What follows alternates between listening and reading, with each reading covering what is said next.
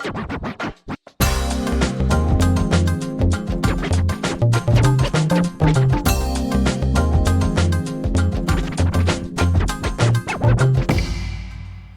Nakai is a member of SMAP.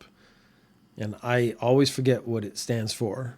Smutty, masculine. You just say random words. I know it's sports, music, maybe and people. SMAP. Japanese band names don't tend to make a lot of sense. SMAP was the biggest boy band ever. They've lasted in Japan for like 30 years, maybe more. They're all in their 50s now. They started when they were teens. There was a time when I came to Japan in the early 2000s when there was literally a SMAP hosted show. So a member of SMAP hosted a show on every channel on Japanese TV. So you could switch channels and actually just see like, oh, SMAP member hosting a cooking show, SMAP member hosting a chat show, SMAP member hosting a clip show or something like that. It was, and they all had like 6-7 shows each. So these guys were like massive money makers in Japan. So they're all insanely rich. Masahiro Nakai is one of them. And there was a dinner arranged. It was Fuji executives arranged a dinner. And it was a whole bunch of people, him and a woman. And then something happened. And that's the scandal. The scandal is something happened. We don't know what happened technically, but we do know that he paid 90 million yen to the woman to have her not say anything about it. And she's not saying anything about it because it includes an NDA. And I'm assuming if she says something, she'll lose some of that money, if not all of it. That's problematic in itself. But she's decided she wants to keep the money and stay quiet. We're not judging her at all. But the arrangement was a whole bunch of people coming and then they all started canceling. And then it was just two of them at the table. It's clearly a setup. It's like, this is a romantic comedy or a sitcom kind of premise for an episode. Like, it doesn't work in those shows because it's deceptive in its own way. So why do they think it's going to work in real life? This makes me think like rich people, they get to a point where they're so rich, they actually like don't think things through. They don't understand how the real world works anymore. So something happened and he's paid 90 million yen to keep it quiet. And he kind of got away with it for about 6 months or a year. But then this story broke. And then all these people are like, is it acceptable for someone to commit some sort of sexual assault, pay a lot of money, and then just continue his career on TV? Is that morally acceptable? And everyone's like, no. Sponsors certainly didn't think so. So all his sponsored pull their ads. So we're talking Nissan, Toyota, which to me, okay, conflict of interest. If you do ads for Nissan and Toyota. I assume in both ads, you're saying that, this car is amazing. I guess it is technically possible for two different car companies to have amazing cars, but it's almost like you should just pick one. Like the Toyota is the amazing car or the Nissan is the amazing car. And that's the one I support. It feels kind of like double dipping. Yeah, I don't know how I feel about that. It's almost like, again, I believe there should be some sincerity behind what you do. I guess I've never been in the situation where like Toyota's like, here's $1 million to do ads. And then Nissan comes up with like, we'll also give you $1 million to do ads. And I'm like, why would I say no? I don't care about either car because I have a BMW because I'm stupid rich. I should have chosen a better car than a BMW, but we'll just let that one go. Shiseido, which is a makeup company, 7-Eleven, a life insurance company. 50 companies pulled their ads that involved him because they didn't want to be connected to this sex scandal. And this is kind of how Japanese media goes. Like these people, we know they're all doing dirty, gross, awful things. But when it comes out, everyone pulls their funding and you get sort of canceled. Fuji TV said it did an internal investigation and found nothing wrong. Fuji TV, the executives of which set up this meal, where all the other people canceled, where all the other people disappeared and just left Nakai and this unnamed woman together, they found that there was no wrongdoing in that situation. Like, it's a circumstance. And this is one of the interesting things about the whole idea of internal investigations. The people doing the internal investigation work for the executive who did the thing that set up the situation that caused the sex scandal. A week later, Nakai retires. So this started about 2 weeks ago and I was reading the stories, but I didn't want to do it until I actually saw like the actual fallout. Does nothing happen, which is actually very possible because he was that rich and that famous, or does he end up quitting or does he end up trying to fight it? Because there was one guy in a comedy duo, he sued for defamation and then dropped when he got caught up in a sex scandal. And I was interested to see if he went that route. All TV shows and sponsors ended their contracts. That's how he said it. He did a press conference. He said, like, I'm going to retire. All my TV shows and sponsors have ended their contract. So basically he just got fired from everything by everybody. And then he, trying to justify his position, he said because the money was paid and an NDA was signed, he's not going to say what happened. And he fully expects the woman not to say what happened, which again feels really gross. But of course, he's obviously a really gross guy. That's how he got into this situation in the first place. There is a sidebar here of if you are one of the most famous dudes in a country and you're super rich, is it that hard for you to get a girl? Like, I don't know. There's got to be a layer here that I don't understand as a normal poor person. Because if I really, really wanted to, I could put a little effort into myself and I could go out and I could probably charm a person into spending time with me. I could be nice enough to people to get them to spend time with me. If you add a layer to that of I'm super rich and super famous, I bet it would be very easy to get someone to spend time with me. So why does he have to go through this process, tricking someone into having a meal with him and then sexually assaulting them?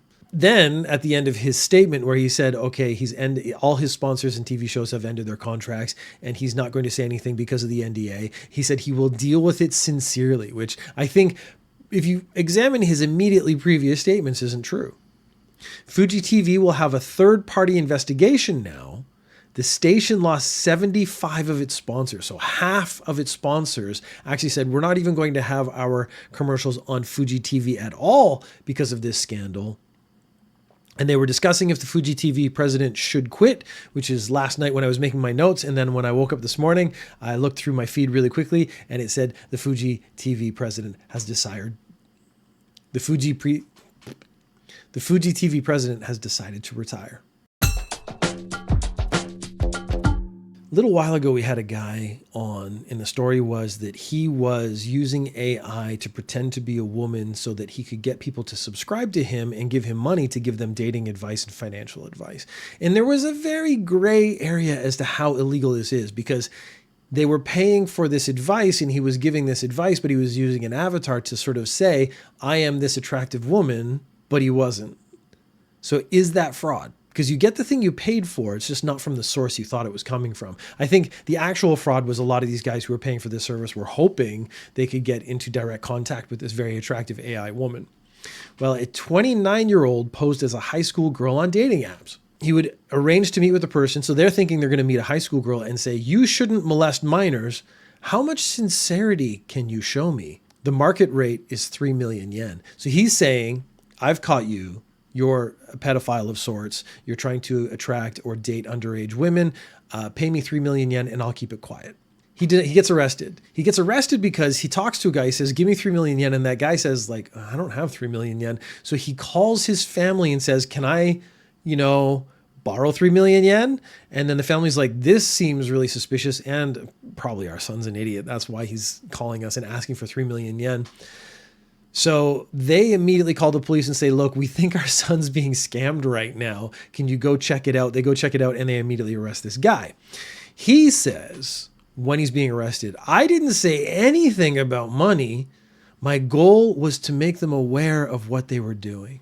So he's a vigilante of sorts. He's a beacon in the night, trying to protect young women by pretending to be a young woman on a dating app and meeting these guys who are creepy and telling them, don't be creepy. I just went into sort of mental detective mode. The first thing I would do is check his bank account and see if he's got any 3 million yen deposits into his bank account.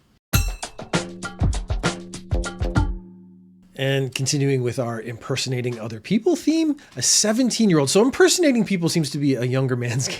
I don't remember how old the guy pretending to be an AI woman was online. I think he was a little older. He was enough to be able to afford some very good AI avatars. The last guy, how old was he? 29? Yeah, 29. So maybe 30 is sort of your impersonating age. And when you get into your 50s, you just go like ape shit and do whatever you want. That's most of the stories we've done recently. This is a 17-year-old guy. So he's just like learning how to be the criminal he wants to be. This 17-year-old impersonated a police officer because he wanted to interrogate people. He had a forged ID. He got sort of a police uniform off the internet. He forged his ID. He got like a fake Tokyo one and then changed it to say Kyoto where he lived. He said, I admired the coolness of the police officers. I wanted to act as a real detective and question people. He tried questioning a group of teens who were hanging out in a park and he wanted their names and addresses. Now the thing, he's 17. And I'm going to go ahead and guess. I haven't actually seen his picture, but I bet he looks 17. And then a group of other like 15, 16-year-olds are going to look at him and go, he's not an adult. He looks more like us than he does like them. I think this isn't a real police officer. This is an interesting point if you go back to the old TV show, Jump Street, 21 Jump Street, where the police officers were pretending to be high school students and going into high schools. And it was very obvious that everyone in this police unit was at least in their 20s, probably in their 30s. It's amazing that show went for as many years as it did because, again, you would age out of that role very quickly. This guy has the opposite problem. He probably doesn't look old enough to be a cop. And these other kids sniffed him out and they started calling the police and going, we think there's a guy who's here trying to get everyone's names and addresses, interrogating everybody. We don't think he's really a cop. So he bought a fake handbook in Tokyo and he modified it to Kyoto. He had handcuffs, he bought a baton, and he had an air pistol. So he had a gun, he had all the gear with him. He said he did it 3 or 4 times. The Tokyo Sunshine Aquarium. 4 people have been arrested. One is the current deputy director and a former director of the Sunshine Aquarium because they inflated the number of endangered tortoises so they could get government funds. The staff gave away 10 of the tortoises to private people, which you're not supposed to do. That's illegal. Because of the space they had was limited, but they continued to claim to have all the turtles they gave away. Tortoises, I got to get it right. Tortoises they gave away. So they were reported to having 23 when they only actually had 13 because they took 10 and gave them away to private people. From 2002 to last year, 2024, they collected 1.89 million yen. And you're like, well, that's not really worth doing that fraud over. Like 2 million yen, yeah, that's a fair sum of money, but it's not enough. And then you also think over 20 years, that's not very much money to actually be getting. Is it worth actually doing this fraud and taking the risk? Well, they weren't taking the risk to make a profit. They were making a profit, but that's not why they were doing it. The motivation was very interesting. They didn't do it for money. They did it to hide the manager's ineptitude. So basically, the manager hadn't planned for having this many tortoises. It's like, God damn, we have too many tortoises. Let's give some of the tortoises away. But I don't want everyone to know that I gave away the tortoises. So let's just pretend we still have those tortoises and collect that government money. Yeah, I get it's illegal to collect money for things for tortoises we don't have, but we just won't tell anybody and it'll be fine and there'll be no problem. And it went on for 10 years. So actually, in a way, he kind of got away with it. It was just going to catch up with him eventually. It is illegal to own and breed the tortoises. Some other people, some other private people who have them may also get arrested. A guy's 46 years old, so he's on that early 50s cusp that we're now very, very aware of in Ninja News Japan. He calls an ambulance at 6:50 in the evening because he has stomach pain. Perfectly reasonable reason to call an ambulance. I have stomach pain. I need to go to the hospital. Call an ambulance. Paramedics show up and he's really drunk. Now that already puts a question of suspicion on the fact that he is got stomach pain, because maybe you have stomach pain because you've been drinking all day. And they look him over and they say, you don't need to go to the hospital. You maybe just need to just drink less. The guy got angry at them for saying this to him, and he threatened them with a knife. He grabs a knife. He goes, I have stomach pain. I have to go to the hospital. You have to take me to the hospital. I'm drunk, but that's just, an extra bonus. So somehow he got away from them and got to their ambulance first. I would like to know the scenario. So I assume they went into his house, or he met them out at the front. There's, again, this is not in the story, so this is me speculating how this happened. Because if I say I have stomach pain and I'm in my house, I will call the ambulance, and then I will assume they come to my house and maybe come into my house and then take me out into the ambulance. So they're in checking him over in the house, and then he gets angry and threatens them with a knife. So maybe if he got between them and the door, but he goes outside, he gets in their ambulance, and he drives away.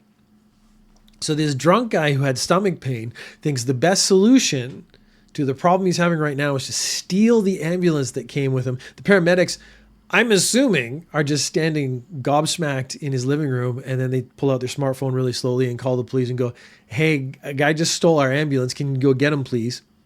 They found him 100 meters away in a drugstore parking lot. Didn't even get that far. Now, we are lucky because, again, this guy drunk driving, he's very dangerous. So him going 100 meters and just parking is the best possible end to this story because he could have gone out and gotten hurt. When arrested, he said, "I thought I would go to the hospital by myself." A 55-year-old Yakuza leader and 3 other people. But I'm going to focus on the 55-year-old Yakuza leader because he's now fitting my criteria for insane people when they hit their 50s. This isn't so bad. This actually just takes some of the shine off sort of the Yakuza lifestyle as I believe it. Because all my real information about Yakuza is very small. It's all from media. It's all from the 1980s when there was a Yakuza boom in movies. Every action movie, the bad guys were the Yakuza. The Yakuza were very rich and very sexy and they handled things. And that might have been true in the 80s. But now whenever we see a Yakuza-oriented story, it's always some like really low-level stuff that I would be like, I don't see this as being a worthwhile crime to perform, and certainly doesn't live up to the legend that is the Yakuza family clan kind of lifestyle. These guys came up with a plan. Now, there are private roads in Japan and there are public roads in Japan. My house has essentially a really long driveway that is shared between my house and the house next door. That really long driveway is a private road. So I cannot deny access to my neighbor because they technically own, I think it's the far side of the road and I own the inside of the road. That just came as part of our property. And it's to ensure that we don't block each other off, which is a hint as to where the story's going. But we could come to an agreement and put a gate at the end of our very long driveway and say no one's allowed in because this is private property. Now, I can't deny them entry. They can't deny me entry. But if we agreed on it together, we absolutely could put a gate there. If we wanted to, we could charge people to use that pathway to come to our house. We wouldn't be able to get mail anymore, things like that. There would be other problems that might arise. It's also not worth it. This, in our situation, is just if there's an earthquake or something and there's damage to that road, the city doesn't have to pay for that road. That's actually the reason they did it. It's not to benefit me. It's not so that I have this extra land that has extra value. It's just so the city doesn't have to pay for it. I don't mind owning it. I have earthquake insurance and all the other insurance. Since that's my land, it's included in sort of owning my house and other stuff. It's a very interesting piece of information about living in Japan. I very technically own a tiny, tiny road. These guys found a private road that was part of a town for the last 50 years, and it was used by residents of the town for a very long time. And they thought, here's a plan. Let's buy that road. They bought that road. They put barricades on the end of the road, and they're like, you cannot use this road unless you pay us 10,000 yen a month per household. So if you had 2 cars and you paid 10,000 yen per month, two people could use the car, but you'd have to be able to prove it to the Yakuza. This is, in this case, a form of extortion, but it is a very legal form of extortion, which becomes the problem. So how did the police arrest and stop these guys? Because they've taken what was technically a private road that was being used publicly. It was being used by the whole town. And again, for the last 50 years, so people didn't even know it was a private road properly. They distributed written notices to the residents of the town saying, if you want to use this road, it's going to cost 10,000 yen per month to use this road. Now, that probably set off a bunch of people who probably called the police and go, is this okay? Is this legal? Is this allowed to happen? Hey, I'm angry. This is a road I need to use every day to get to work or something like that. They could not actually arrest them for the attempted extortion of people using this road because it is a private road and they are allowed to do that. What they did do was arrest them for violating Japan's Organized Crime Punishment Act, which means you're not allowed to be part of an organized crime family. You're not allowed to do things as organized crime members. So they didn't arrest them for we don't know if they actually extorted any money, the proposed extortion. They arrested them for just being Yakuza. You're at home, you're sleeping, I've actually been sleeping a lot lately. Yesterday, I woke up at 11, which is really late for me. And then today I woke up at 9. So either I've been really tired, maybe doing the gym too much, or it's just that sort of like winter doldrums thing. I'm not really sure.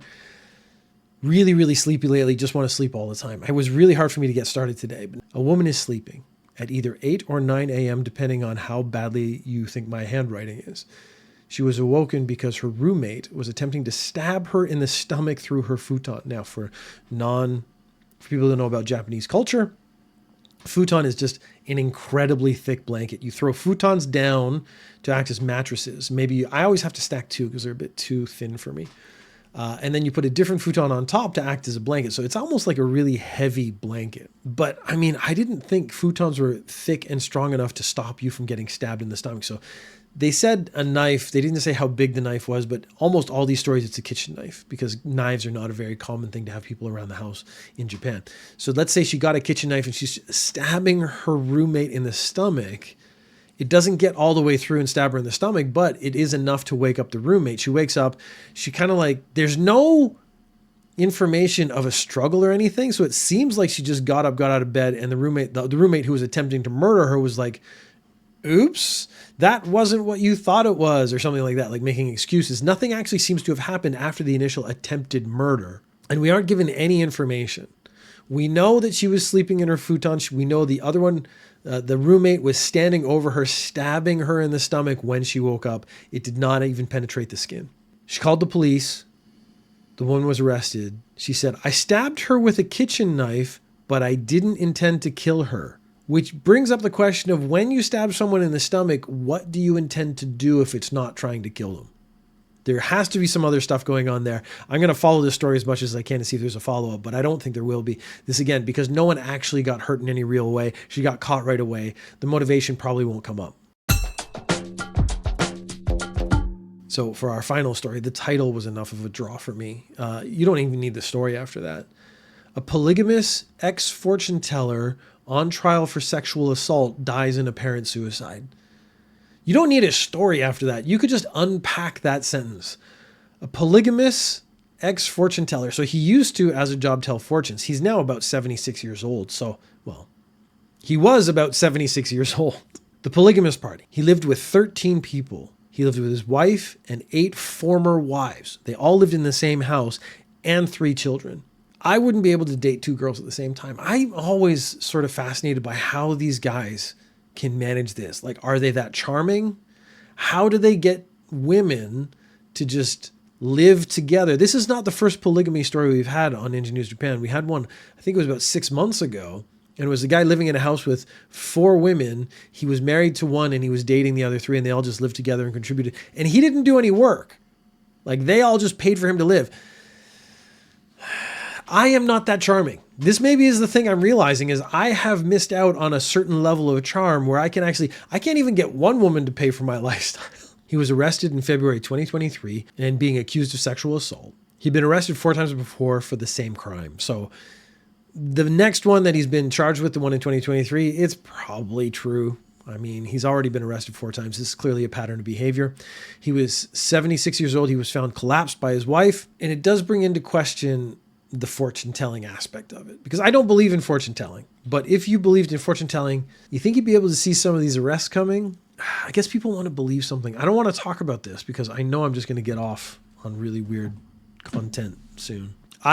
Before I left for Japan, my mother arranged for a little party for me and my friends to say goodbye, and she actually hired a fortune teller. I don't believe it. She doesn't believe it, but we do find it fun. So, like, I used to read my horoscope. I didn't believe my horoscope, but I was actually reading it to see what level of accuracy or inaccuracy it held.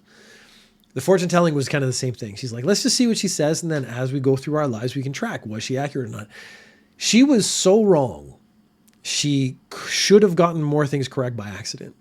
Like, every single aspect of what she said to me was incorrect. So I think if we look at this case and we look at my personal experience, we can say, beware of fortune tellers.